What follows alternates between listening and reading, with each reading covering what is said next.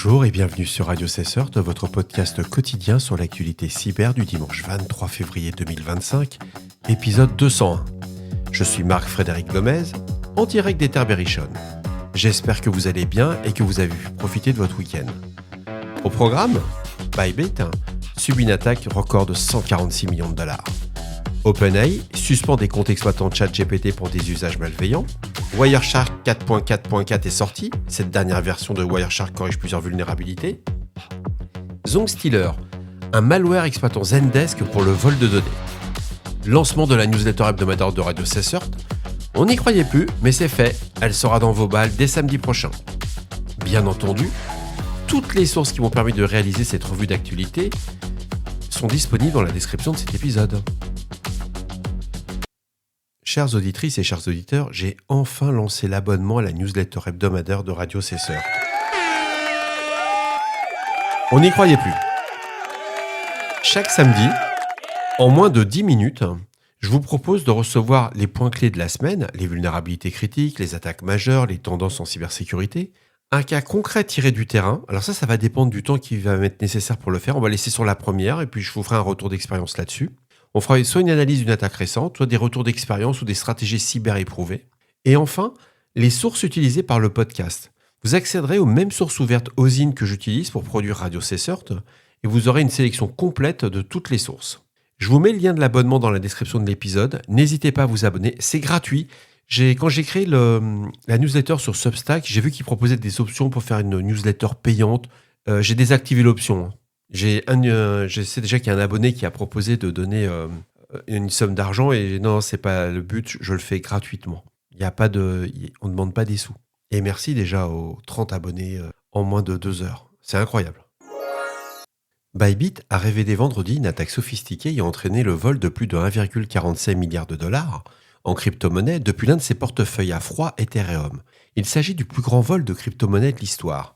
L'attaque a exploité une manipulation de l'interface de signature lors d'un transfert vers un portefeuille, permettant aux attaquants de détourner les fonds. Le PDG de Bybit, Ben Zhu, a assuré que les autres portefeuilles froids restaient sécurisés et que l'incident a été signalé aux autorités. Selon Elliptic et Arkham Intelligence, le vol serait l'œuvre du groupe Lazarus, un collectif nord-coréen déjà impliqué dans plusieurs attaques majeures, surpassant celle de Ronin Network, 624 millions de dollars, Poly Network, 611 millions de dollars, et BNB Bridge, 586 millions de dollars. L'analyste Zach XBT a établi un lien entre cette attaque et celle de Femex survenue le mois dernier.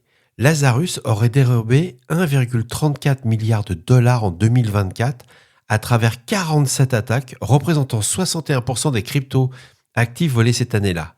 Google et Mendiant soulignent la montée des vols en crypto-monnaie en raison de la difficulté d'attribution et de la méconnaissance des technologies Web3 à de nombreuses organisations, toujours d'après The Hacker News.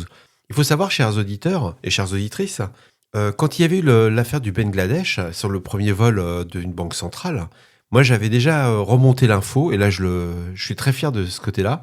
J'avais dit, Lazarus, ils visent le milliard. Bon, ils ont mis 5 ans, mais ils y sont.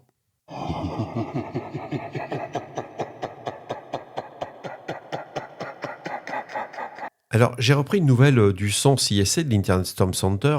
On en avait déjà un peu parlé cette semaine, c'est la version 4.4.4 de Wireshark qui est sortie.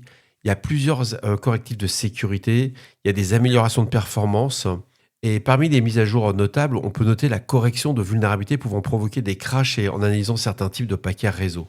Donc je vais réitérer ma demande, on ne réfléchit pas, on patch. Un rapport de CIS Security News révèle la découverte de Final Draft, un malware sophistiqué utilisant dans les campagnes de cyberespionnage.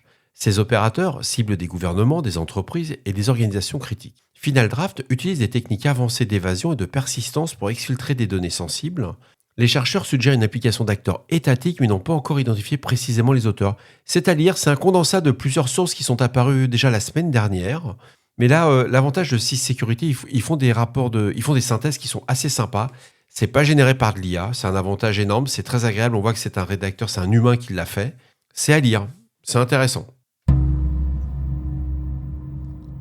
GB Hacker nous informe que Zongstealer, un nouveau stealer malware, exploite les services de Zendesk pour contourner les défenses de cybersécurité et exfiltrer des informations sensibles. Il cible principalement les identifiants de données et données bancaires des victimes. Son mode opératoire repose sur l'utilisation de services cloud légitimes pour masquer ses activités malveillantes. Les experts en cybersécurité recommandent la surveillance des connexions sur vos plateformes Zendesk et l'application de règles de détection spécifiques. Il n'y a pas grand-chose dans l'article, je pensais qu'on aurait des IOC ou autres, mais le mieux est de se retourner quand même vers Zendesk qui est au courant. Et si vous avez utilisé des plateformes Zendesk, posez-leur la question. Avec l'article en référence, et ça devrait faire bouger les choses. Et voilà, cet épisode de Radio CSort extrêmement court, mais on est dimanche 23 février 2025, il touche à sa fin. Il n'y a pas beaucoup d'actu. J'espère qu'il vous a plu, qu'il vous a apporté des informations utiles. N'oubliez pas, si vous avez des questions ou des suggestions de sujets que vous souhaitez voir abordés dans nos prochaines émissions, ne soyez pas timide. Laissez-moi un message sur le répondeur de Radio CSort au 07 68 72 20 09, 07 68 72 20 09, ou laissez-moi un message à l'adresse email radiocessort@gmail.com. Je suis là pour vous. Et si vous pouvez, je vais faire un peu mon youtubeur. Si vous pouvez me mettre des étoiles, notez le podcast sur Apple Podcast. J'aimerais voir si ça va vraiment changer le ranking ou pas. C'est un délire qu'on se fait. Est-ce que ça va mettre le podcast en avant ou pas? Mais le fait que vous mettiez un avis, aujourd'hui je dois avoir 2 avis ou 3 avis, c'est rien. C'est pas le genre de truc que je fais habituellement, mais ouais, soyez sympa. Donnez un avis, positif, négatif, ce que vous voulez, mais donnez juste un avis pour voir est-ce que la position du podcast va bouger ou pas. Ça va être rigolo. Merci beaucoup. Bonne fin de week-end. Il est 21h dimanche. Ouais, il faisait super beau. J'ai pris la moto, quoi. C'était mort pour faire du podcast. Je vous souhaite à tous une très bonne fin de week-end. Au revoir.